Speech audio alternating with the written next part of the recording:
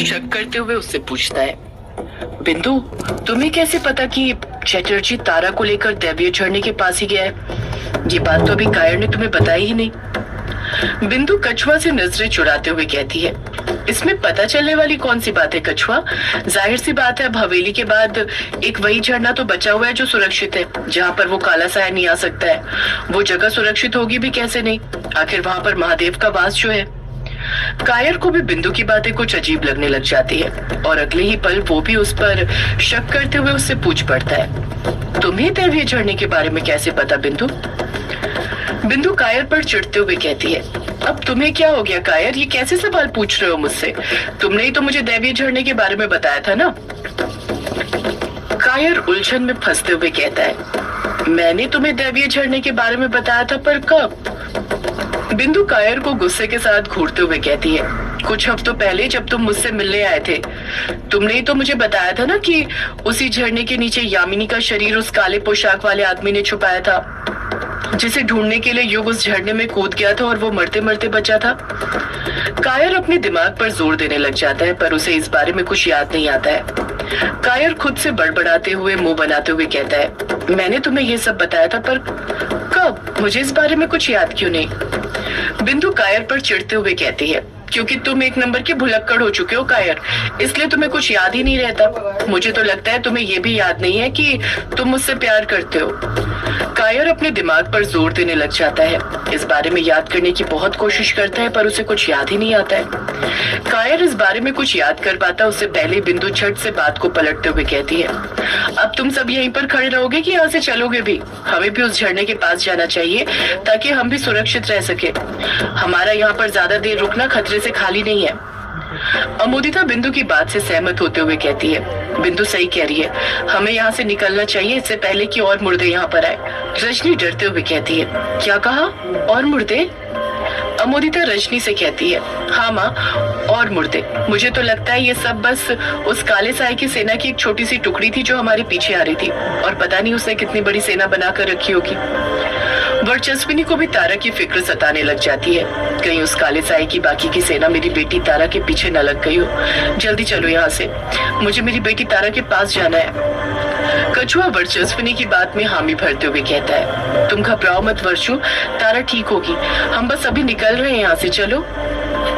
कछुआ और वर्चस्विनी अपने कदम आगे बढ़ाने लग जाते हैं। उनके कदम बढ़ाते ही बाकी सब भी उनके पीछे जाने लग जाते हैं। अभी कायर ने भी 3-4 कदम अपने आगे बढ़ाए ही थे कि तभी उसे कुछ याद आता है, जिसके कारण उसके कदम अपने आप थम जाते हैं। उसे याद आता है कि उन्होंने अभी करीब 40-50 मुर्दों को हरा दिया था, पर उनमें कहीं भी उसे प्रशांत नजर नहीं आया था, बल्कि तारा के सपने में तो उस काले साए ने प्रशांत को भी जिंदा किया था।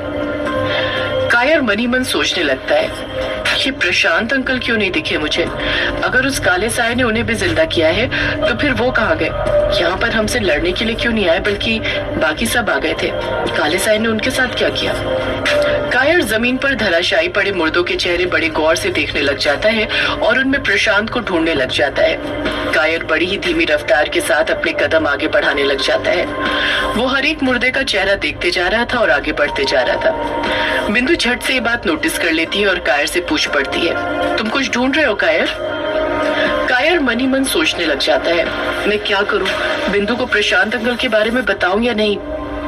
अगले पल फैसला लेते हुए कायर फिर मनी मन खुद से बोलने लग जाता है, नहीं नहीं, मैं अभी बिंदु को ये बात नहीं बता सकता, वरना वो भावुक हो जाएगी और प्रशांत अंकल को ढूंढने का बोलने लग जाएगी। हो सकता है वो मेरे साथ उस दैवीय झरने के पास भी नहीं चलेगी, यहीं पर रुकने की जिद करे।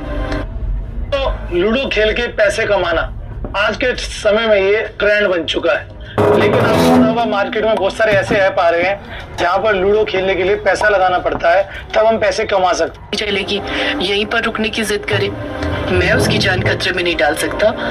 अब उसका भी यहाँ पर रहना खतरे से खाली नहीं है, क्योंकि उन मुर्दों को पता चल गया है कि बिंदु हमारी तरफ है, तभी तो वो मुर्दे बिंदु पर भी हमला कर रहे थे। कायर ये सब मन में सोच ही रहा था कि तभी उसे बिंदु टोकते हुए कहती है, कायर मूर्ति बनकर क्यों खड़े हुए हो? मैं कुछ पूछ रही हूँ तुमसे, मुझे जवाब दो, तुम कुछ ढूंढ रहे हो क्या? कायर तुरंत ना में अपना सिर हिलाते हुए कहता है, नहीं नहीं, मैं कुछ नहीं ढूंढ रहा हूँ बिंदु। बिंदु अगले पल पूछ पड़ती है, फिर नीचे क्या ढूंढ रहे हो? कायर बड़ी चालाकी के साथ जवाब देता है, कुछ नहीं ढूंढ रहा हूँ बिंदु, बल्कि मैं तो संभल कर चल रहा हूँ।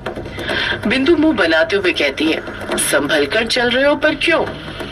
कायर झट से बोल पड़ता है, इन मुर्दों के कारण। मुझे डर है कि कहीं ये मुर्दे हमारे पैर पकड़कर हमें कुछ कर न दे। ये अभी तक मरे थोड़ी हैं। मैं तो कहता हूँ तुम भी संभल कर चलो, देखकर अपने कदम रखो। बिंदु के पलटकर कुछ कहने से पहले ही कायर अपने कदम धड़ाधड़ आगे बढ़ाने लग जाता है। बिंदु को कुछ कहने का मौका ही नहीं देता है। उसकी हरकतों से साफ समझ आ रहा था कि वो बिंदु के सवालों से बचने की कोशिश कर रहा था। अगले ही पल बिंदु भी आगे बढ़ने लग जाती है। वो सब भी दैवीय झरने के पास जाने के लिए निकल जाते हैं। इस तरफ किश्नोई नदी के अंदर युग यामिनी का हाथ पकड़े हुए था, तो अभिमन्यु डायना का हाथ पकड़े हुए था। चारों ही धीरे धीरे अपने कदम बढ़ाते हुए किश्नोई नदी पार कर रहे थे। उन चारों के चेहरे पर अब डर का दूर दूर तक नामो निशान नजर नहीं आ रहा था। उन्हें डर लगता भी कैसे? जहाँ प्यार का साथ होता है वहाँ पर डर अपने आप खत्म हो जाता है।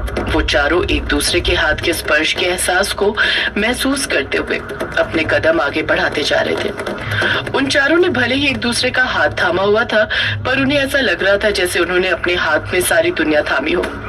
उन चारों ने आधे से ज्यादा नदी पार कर ली थी। अब बस थोड़ी बची हुई थी, जो कुछ ही देर में खत्म होने वाली थी। काली बारिश अभी भी हो रही थी, जिसमें वो लोग लगातार भीगे जा रहे थे। उस बारिश से बचने का इस वक्त उनके पास कोई साधन उपलब्ध नहीं था। अंधेरे में युग की आंखें हल्की हल्की पीले रंग की चमकने लग गई थी, पर इस वक्त उसकी आंखों पर किसी का भी ध्यान नहीं था। वो चारों एक साथ नदी पार कर ही रहे थे कि तभी अचानक से नदी में पानी का स्तर बढ़ने लग जाता है। देखते ही देखते नदी का पानी का स्तर डायना के घुटनों तक आ जाता है। वो हड़बड़ाहट के साथ तुरंत बोल पड़ती है, ये पानी अचानक से इतना बढ़ने कैसे लग गया? अभिमन्यु भी पानी को देखते हुए कहता है, लगता है उस काले साए ने अपना जाल रचना शुरू कर दिया है। हमें जल्दी नदी पार करनी होगी। अभिमन्यु की ये बात बोलते ही वो और तेजी के साथ नदी पार करने लग जाते हैं। जल्दी जल्दी अपने कदम बढ़ाने लग जाते हैं। अब वो लोग नदी के दूसरे किनारे से बस 5-6 कदम की दूरी पर थे, लेकिन देखते ही देखते पानी का स्तर इतना ज्यादा बढ़ गया था कि यामिनी और डायना की गर्दन तक आ गया था। युग कसकर चीखते हुए कहता है, मेरा हाथ पकड़े रखना यामिनी, छोड़ना मत। यामिनी कहती है, हाँ युग बाबू, मैं नहीं छोड़ूंगी आपका हाथ। नदी का बहाव भी तेज हो गया था, जिस कारण उन चारों को नदी के तल पर पैर जमाने में काफी मुश्किल हो रही थी, पर जैसे तैसे करके वो लोग आगे बढ़ते जा रहे थे। डायना का बैलेंस बिगड़ने लग जाता है और वो नदी में गिरने लग जाती है। डायना नदी में पूरी तरह डूबती है उससे पहले ही अभिमन्यु उसे दोनों हाथों से थाम लेता है। डायना उसकी बाहों में आ जाती है। अभिमन्यु डायना को अपनी गोद में उठाते हुए नदी पार कराने लग जाता है। डायना प्यार भरी नजरों के साथ अभिमन्यु की आंखों में देखती रहती है। यही तो वो पल था जो वो कब से चाहती थी कि अभिमन्यु उसके करीब आए, और आज नियति खुद अभिमन्यु को उसके करीब ला रही थी। हमारी प्रेम कहानी हम नहीं बनाते, बल्कि नियति बनाती है, और आज अभिमन्यु और डायना की प्रेम कहानी भी नियति ही बना रही थी। उनके प्यार को और ज्यादा गहरा कर रही थी। देखते ही देखते वो चारों नदी पार कर लेते हैं। जैसे ही अभिमन्यु डायना को लेकर बंगला मुड़ा घाट पर पहुंचता है, वो डायना को अपनी गोद में से नीचे उतार देता है। नीचे उतारने के बाद भी अभिमन्यु ने डायना का हाथ पकड़कर ही रखा हुआ था, जैसे उसे भी डायना का हाथ पकड़ना अच्छा लग रहा हो। वो उसका हाथ कभी नहीं छोड़ने वाला हो, इसी तरह पकड़ कर रखने वाला हो। युग लंबी आहें भरते हुए कहता है, हाँ, नदी तो पार हो गई। अब बस जल्द से जल्द उस झरने के पास पहुंचना है, जिसके लिए ये काला झाड़ी जंगल पार करना होगा। वहीं पर वो अपराजिता का पेड़ है, जिसके पास दैवीय झरना है।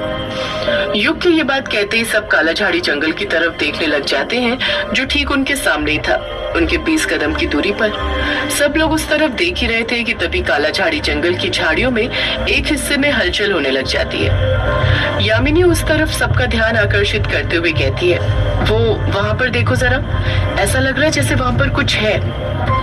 इतना कहकर यामिनी अपने हाथ से उस तरफ इशारा करने लग जाती है। बाकी सब भी उस तरफ देखने लग जाते हैं। देखते ही देखते हलचल और ज्यादा बढ़ गई थी।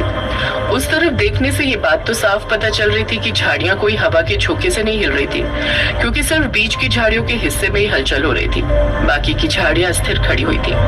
अभिमन्यु उस तरफ गौर से देखते हुए कहता है, ऐसा लग रहा है जैसे वहां से कोई आ रहा है। युग हैरानी के साथ कहता है, कोई आ रहा है, पर कौन? डायना एक लंबी आह भरते हुए जवाब देती है, कहीं वो काला साया तो नहीं? डायना की ये बात कहते ही सबको सांप सूंघ जाता है और चारों में से कोई कुछ नहीं कहता है। चारों ही एकटक नजर से उस तरफ देखने लग जाते हैं। झाड़ियां और तेजी के साथ हिलने लग जाती है, जैसे पीछे साइड से कोई उन्हें हटा रहा हो आगे आने के लिए। वो चारों झाड़ियों की तरफ देख ही रहे थे कि तभी उन झाड़ियों में से कोई शख्स बाहर आने लग जाता है। एक परछाई नजर आने लग जाती है। उस परछाई को देखकर वो लोग इतना तो समझ ही जाते हैं कि वो काला साय नहीं था, क्योंकि उस शख्स की चाल से समझ आ रहा था कि वो कोई लड़की थी जो तेजी के साथ उनकी तरफ अपने कदम बढ़ा रही थी। झाड़ियों की तरफ अंधेरा कुछ ज्यादा ही था, जिस कारण उस लड़की का चेहरा नजर नहीं आ रहा था, पर उसके काली बारिश में भीगे बदन को देखकर ऐसा लग रहा था जैसे वो कुर्ती पहने हुए हो। उसका दुपट्टा नीचे जमीन को टच हो रहा था। युग, यामिनी, डायना और अभिमन्यु चारों उसी पर नजर जमाए हुए थे। उनकी समझ नहीं आ रहा था कि इतनी रात में काला झाड़ी जंगल से कौन लड़की निकल रही थी और क्यों। जब वो लड़की अपने कदम कुछ और आगे बढ़ाती है तो वो उजाले में आने लग जाती है। उसका चेहरा नजर आने लग जाता है। जैसे उस लड़की की नजर युग, यामिनी, डायना और अभिमन्यु पर पड़ती है, वो जहाँ पर थी वहीं रुक जाती है और एकटक नजर से अभिमन्यु को देखने लग जाती है। उस लड़की का पहनावा बड़ा ही अजीब था। उसने लाल रंग का सूट पहना हुआ था। उसके माथे के बीचों बीच बिंदी की जगह छोटा सा काले रंग से डमरू का चिन्ह बना हुआ था। उसके कानों में डमरू वाले ही झुमके थे। साथ ही सीधे हाथ की कलाई पर डमरू वाला टैटू भी बना हुआ था। जब अभिमन्यु की नजर उस लड़की पर पड़ती है तो अभिमन्यु भी शॉक्ड हो जाता है, ठीक उसी तरह जिस तरह वो लड़की हुई थी। अभिमन्यु और वो लड़की दोनों एक दूसरे को देखने लग जाते हैं। उसी वक्त अभिमन्यु डायना का हाथ छोड़ देता है, जैसे वो किसी चीज से घबरा गया हो। डायना अभिमन्यु को देखते हुए मन में सोचती है कि अभी को क्या हुआ, इस लड़की को देखते इसने मेरा हाथ क्यों छोड़ दिया। डायना इस बारे में सोच ही रही थी कि तभी वो लड़की अभिमन्यु को देखकर कसकर चीख पड़ती है, अभी।